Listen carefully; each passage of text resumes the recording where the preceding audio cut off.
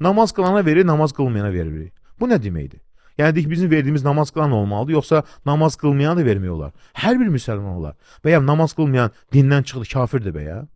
Bu yanlışdır. Bu, bilmirəm, kimlər tərəfindən ortaya hər bir bayram vaxtı atılır da belə bir fitnə ortaya. Namaz qılanlara verirsən, namaz qılmayanlara vermirsən. O nə deməkdir o? Hamımız müsəlmanıq, xalqımız müsəlmandır.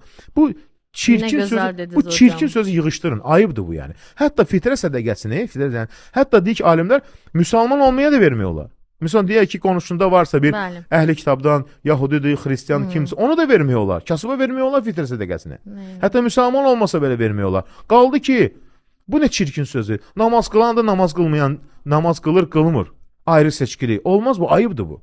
O çox eşidirsən, misal üçün, bəzən məscidlərdə. Yəni, qurban vaxtı gələndə ət paylaşır, namaz qılandı, qılmayandı. Müsəlmandır hər kəs. Allah həmd olsun. Biri yerinə yetirir, biri yerinə yetirmir. Yerinə yetirmir, Allah hesab verəcək, sənə hesab verməyəcək. Və yaxud da ki, indi namaz qılmayan hər adama kafir demək olar, olmaz. Böyük günahdır, amma kafir deyil. Yəni, dindən çıxarmır. Böyük günahdır, bəli, Allah hesab verəcək, amma hər insana tutucundan kafirdir. Bu çirkin sözləri xahiş edirəm, yığışdırın. Həqiqətən çirkin kəlmədir bu. Namaz qılana veririk, yoxsa qılmayana veririk. Bu ayıbdır. Hər bir müsəlmana, hər bir, əlhəmdülillah, xalqımız müsəlman xalqdır, Allah həmd olsun.